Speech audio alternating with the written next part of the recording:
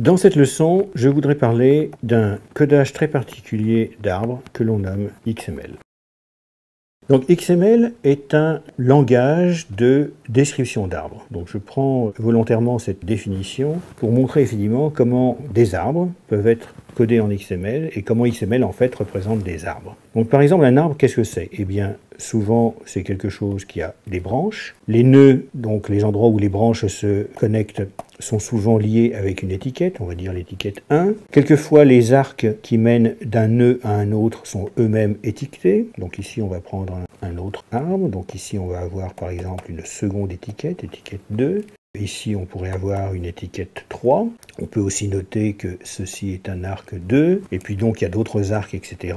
Donc, on va dire que c'est l'arc 11, l'arc 12, l'arc 13, qui eux-mêmes mènent à des étiquettes qui se trouvent, allez, E3, E4, E5, etc., etc. Donc, comment représenter un arbre dans un langage? Donc, il y a de très, comment dire, anciennes théories qui montrent en fait que les arbres sont équivalents à des expressions parenthésées. Et c'est exactement ce qu'utilise XML, mais avec une notion de parenthèse qui n'est plus la notion classique des parenthèses que l'on trouve dans les langages, mais des parenthèses plus verbeuses et plus identifiables. Donc comment écrire ça en XML? Eh bien, classiquement, en fait, on commence par des balises.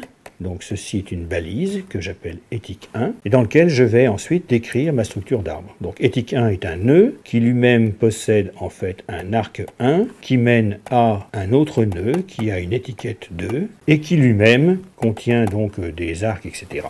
La structure est parenthésée, c'est-à-dire qu'il y a des balises qui sont inférieures / éthique 2 et qui représentent la parenthèse fermante correspondant à ceci. Donc ceci en fait est la parenthèse fermante de la parenthèse ouvrante ici. Lorsqu'on a terminé l'éthique 2, donc on a terminé l'arc 1 et donc là encore je ferme ma parenthèse qui se trouve ici et on voit qu'elles sont bien équilibrées. Par contre je continue maintenant à descendre sur mon deuxième arc qui lui-même contient une étiquette 3. On va supposer que mon étiquette 3 ne contient rien, c'est-à-dire qu'on peut utiliser cette abréviation qui est la même chose que dire éthique 3 est une parenthèse ouvrante qui se ferme immédiatement derrière, éthique 3. Donc ceci en fait est la même chose que cette graphie particulière. Je termine l'arc 2 avec la parenthèse fermante et je termine la parenthèse ouvrante de l'étiquette 1. À ce niveau-là, vous voyez effectivement que la structure de l'arbre est entièrement représentée par la structure XML avec cette notion de parenthèse, etc. Alors, un petit peu de vocabulaire, j'ai parlé donc de balise. Il y a un autre terme qui revient souvent, qui est le terme d'élément. Alors, un élément, en fait, est syntaxiquement une balise ouvrante, qui est bien sûr entre ces fameux signes inférieurs et supérieurs, un contenu, que je représente par ces petits points, et une balise fermante, qui se trouve ici.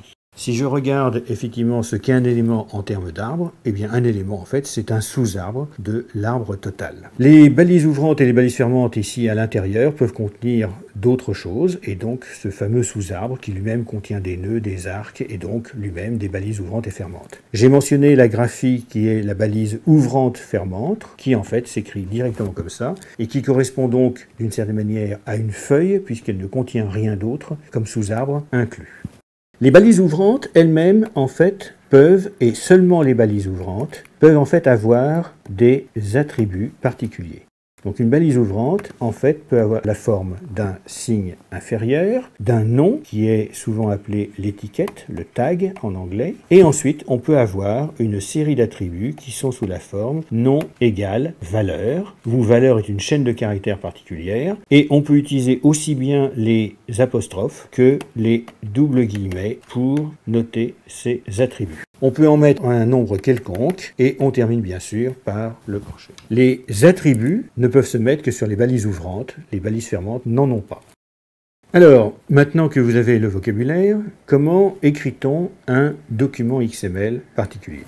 Un document XML commence par ce qu'on appelle techniquement une pseudo-instruction, c'est-à-dire que les premiers caractères doivent être un inférieur, un point d'exclamation, une étiquette qui est XML, Et ensuite, pour des raisons de numéro de version, on doit indiquer quelle est la version de la norme XML qu'on utilise. On va prendre la version 1.0. Et ensuite, très important, on doit indiquer quel est le type de codage qui a été utilisé pour la suite du reste du fichier. Donc voici en fait l'incantation magique qui commence au début. Ici bien sûr vous mettez le type de codage que vous utilisez pour la suite, c'est-à-dire à partir de cet endroit-ci jusqu'à la fin du fichier.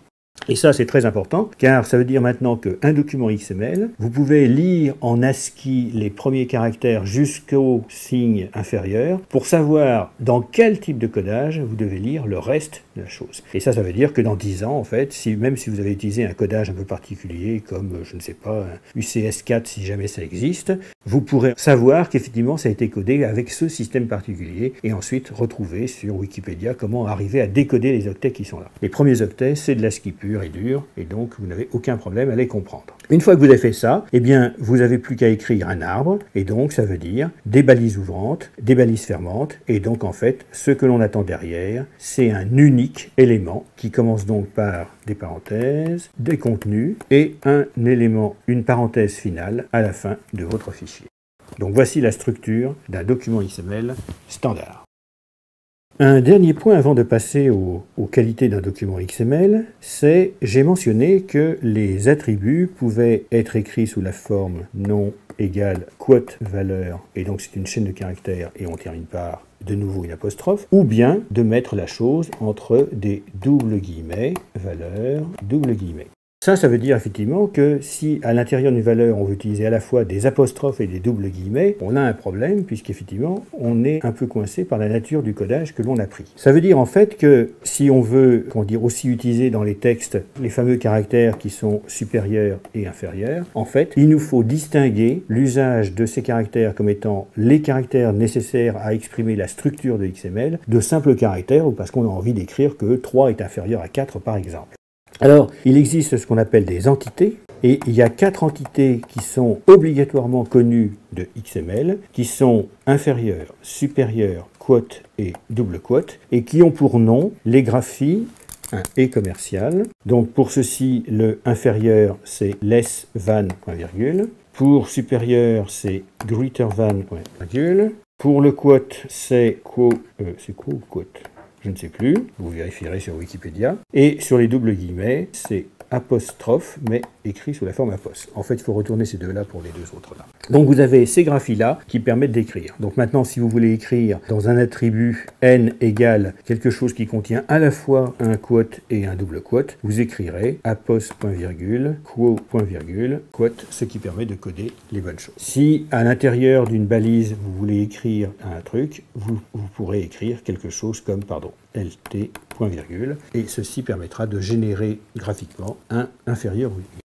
La force des documents qui sont écrits en XML vient de 2 mots particuliers qui sont les mots bien formés et valide. Bien formé, c'est une propriété d'un document XML et veut dire en fait d'une certaine manière bien parenthésé et bien codé. C'est-à-dire que vous n'avez pas écrit des inepties. Chaque fois que vous avez ouvert une balise ouvrante, vous l'avez fermée avec la balise fermante correspondante et donc que le document est bien parenthésé correctement. Et de même que vous n'avez pas écrit dans un attribut des choses incompréhensibles, c'est-à-dire un attribut qui commencerait par un quote et qui se terminerait par un double guillemet. Donc un document bien formé est un document qui respecte la norme XML et qui correspond effectivement à un arbre qui est correctement décodé. La qualité principale de XML, c'est la seconde notion qui est la notion de validité. La notion de validité est en fait essentielle pour tous les échanges d'informations entre des programmes, des individus, etc., qui définissent en fait quelque part une grammaire en disant, donc c'est une grammaire d'arbres, en disant voilà en fait les types d'arbres que je suis prêt à considérer. Et donc la grammaire par exemple dit, eh bien le document XML doit commencer par tel type d'élément avec telle balise, il doit contenir telle autre chose, etc. Par exemple prenons une grammaire qui décrirait un livre. Eh bien un livre on pourrait dire, ça commence forcément par une balise qui est la balise book, il est nécessaire d'avoir un attribut sur cette balise qui est l'ISBN, qui est le numéro d'enregistrement du dit bouquin.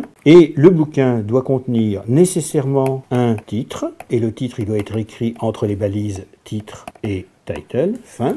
Ensuite, il doit contenir des auteurs. Alors, il peut y avoir un ou plusieurs auteurs. Donc, on met par exemple ce qu'on appelle techniquement un conteneur authors qui contient un élément auteur dans lequel je mets le nom du premier auteur et je termine le nom de mon premier auteur. Je peux mettre un second auteur exactement sous la même forme et ensuite je termine en fermant mon conteneur authors avec la parenthèse fermante finale.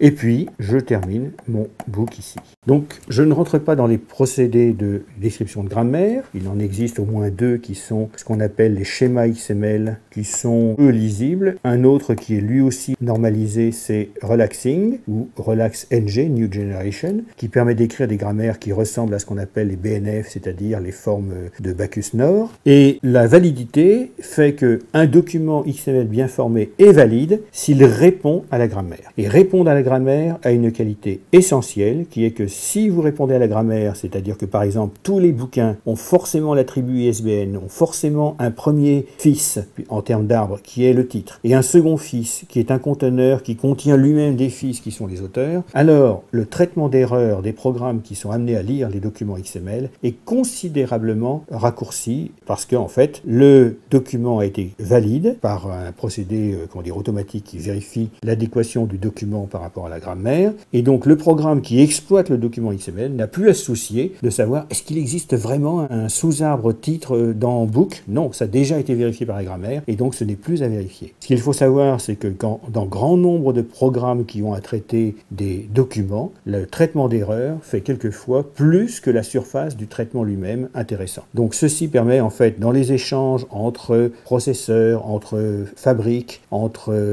unités de commerce, etc., de pouvoir dire voilà le document que j'attends et la forme que j'attends, et il y a une certaine latitude. Vous voyez par exemple ici qu'on peut avoir plusieurs auteurs, 1, 2, 3, 4, etc.